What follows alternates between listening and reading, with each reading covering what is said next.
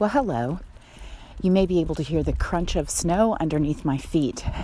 Yes, I'm outside. I'm walking with Gus, my 1.5-year-old chocolate Labrador retriever. And I love this dog, otherwise I would not be walking him or myself when it's 18 degrees. But here we are. Welcome to the podcast. I'm Donna. And this time, we're going to talk about hard conversations. And I thought this very cold, harsh morning was a pretty good backdrop for this particular conversation. So we'll talk about hard conversations, what they are, how we struggle with them, perhaps even how we can do better at them. And then we're going to talk about some delicious food, which I call think clearly foods. Foods that have been chosen, foods that I've chosen because they've been proven to really help your brain. So I have a salmon dish, one of my longtime favorites, because salmon is a fish rich in those omega-3s, which are really good for your brain.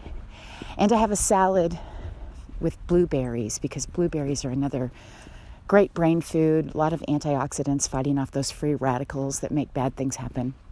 So we'll get to those food things in just a little bit. But first we'll start with hard conversations. What are they? Come on, you know. A myriad of conversations. Those conversations that we really need to have that are difficult. And sometimes we avoid having them, which just leads to a harder conversation down the road. An example, or 3 or 4 of hard conversations. Maybe you have to tell your child that the family dog passed away. That's a tough one. Maybe you have to talk to your boss about a work issue. Maybe you have to talk to your employee about their poor performance. Maybe you need to talk to your boyfriend or girlfriend or husband and wife about a relationship issue. Those are the worst, right? Maybe you have to tell your parents that you want to do something different than they are expecting you to do in college. So throughout our lives, it just seems like it's one hard conversation after the other. And for whatever reason, and I've thought about this a lot, and I don't really know the answer, I have always struggled with those hard conversations, always been uncomfortable, have always felt like they were confrontational. And I don't know if it's just because I was shy when I was young, still am a little bit, and just afraid, or if I had witnessed my parents having confrontational hard conversations. That might have been part of it for sure. Whatever the case may be, I've really spent my life struggling with it. Sometimes, you get so passionate about something, maybe you get mad, get fired up, and boy, you can have that hard conversation, but a lot of times those are charged with anger or resentment or maybe a little too much sarcasm.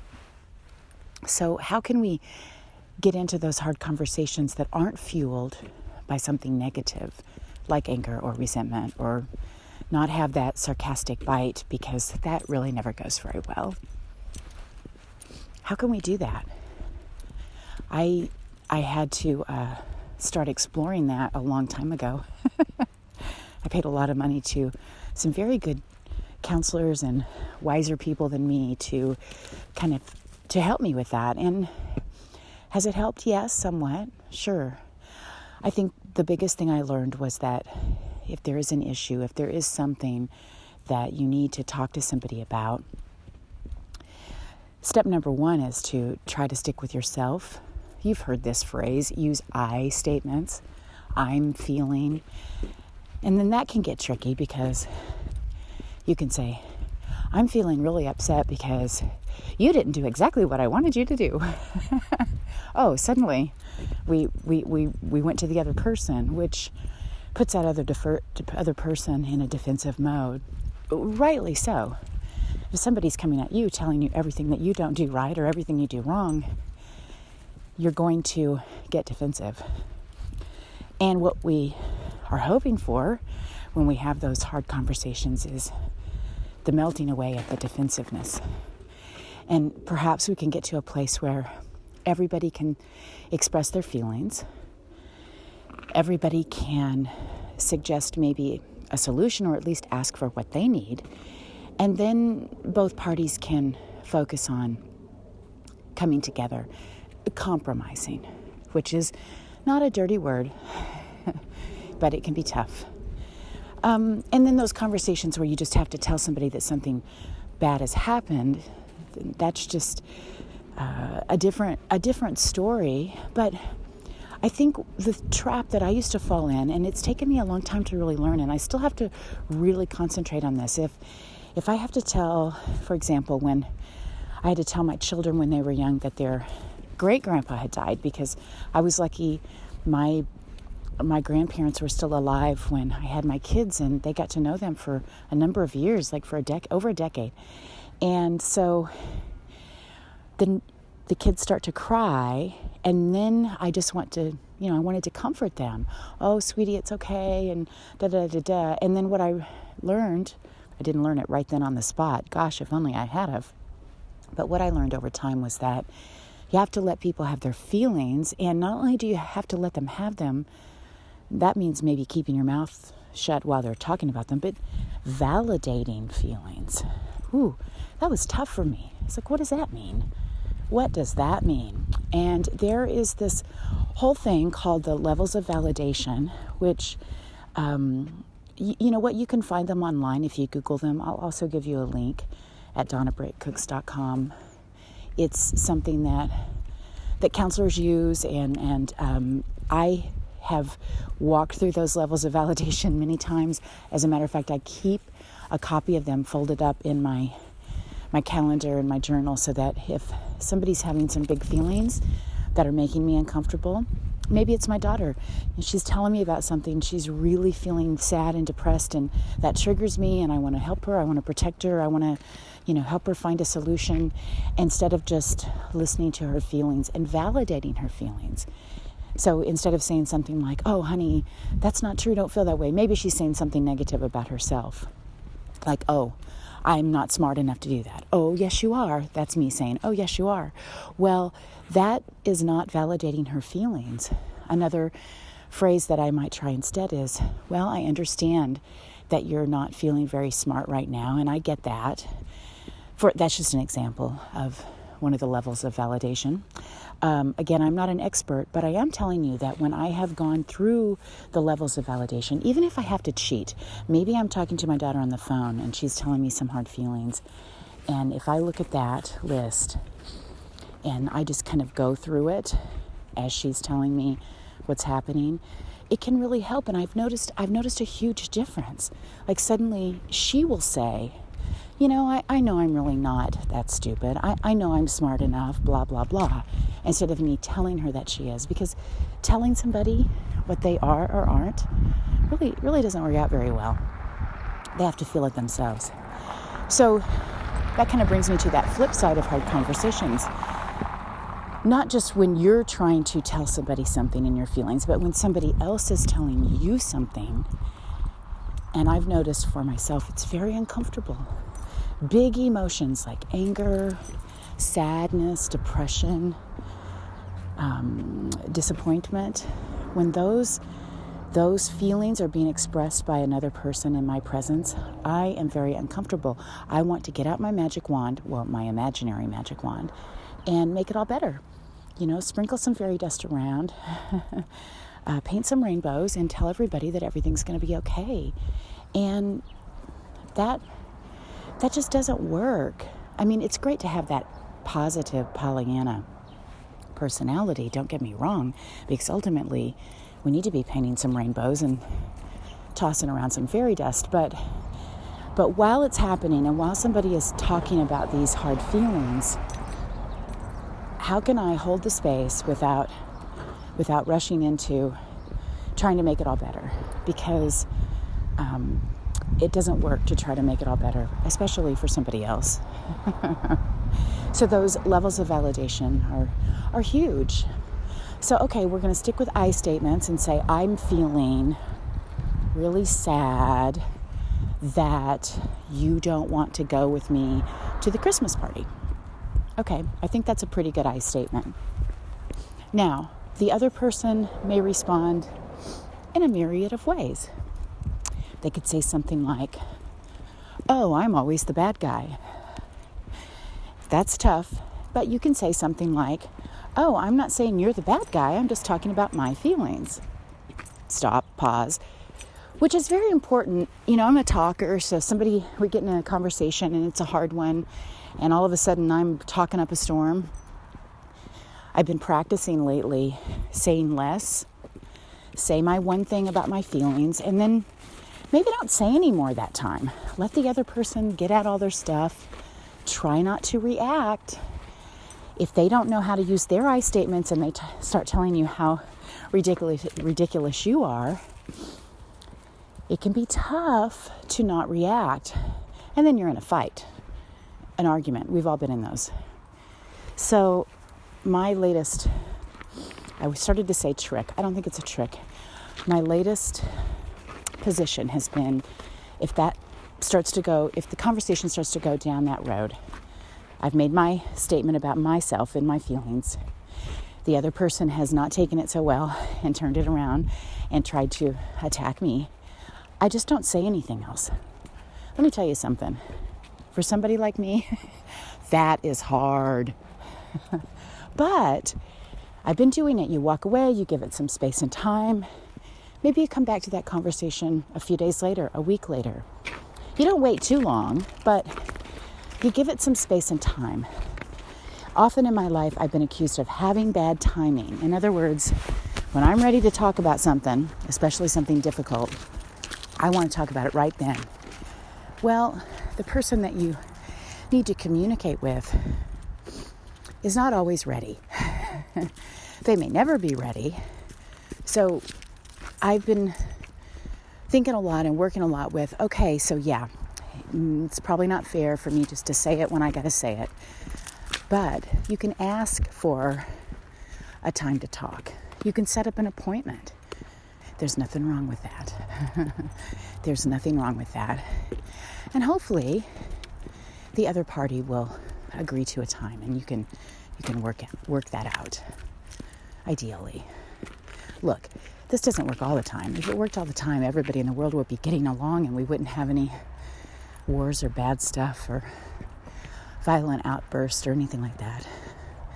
So it's all just giving it your best shot anytime and every time you try.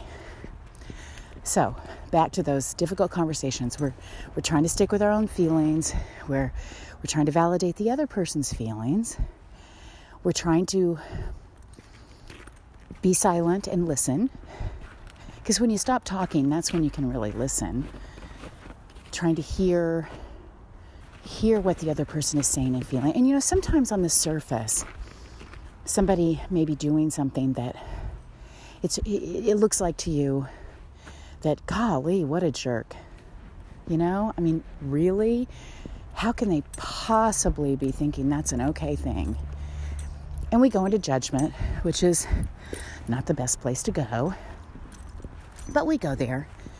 And then if we do manage to muddle through and get there and dig a little deeper and find out more about that person, or maybe about why that person gets triggered when such and such happens, a lot of times I'll find, you might find, I think you will, some empathy.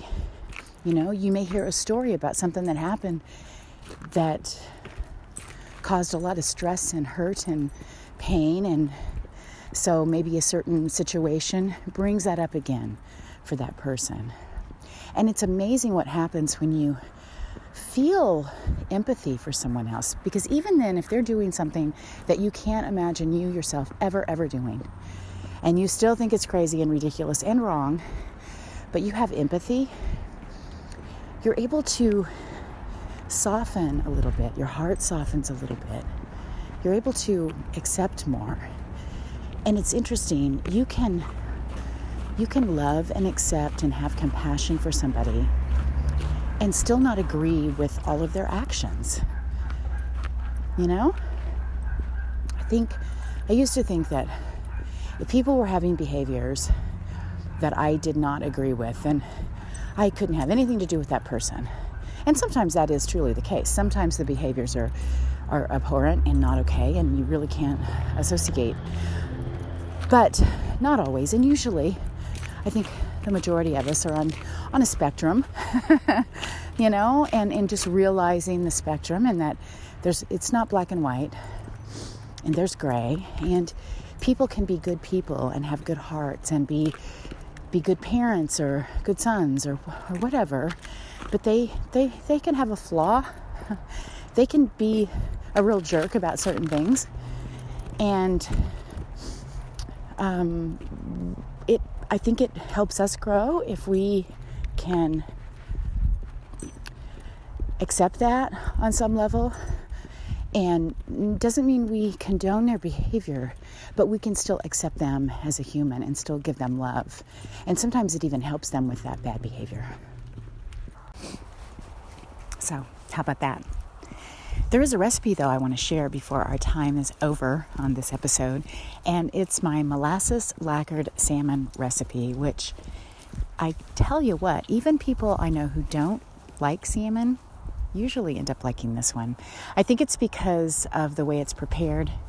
I do a pan browning on one side, flip it, and then finish it in the oven. And of course, it doesn't hurt that there's a nice glaze on it. The glaze is molasses, lemon juice, a little Dijon mustard and garlic, and salt and pepper. It's just a nice, it cooks up nice. It has a nice crunchy outside, just enough crunch. And salmon is a fish that will hold up pretty well. It's pretty sturdy. So it just is just one of my favorite all-time go-to recipes. It's fast.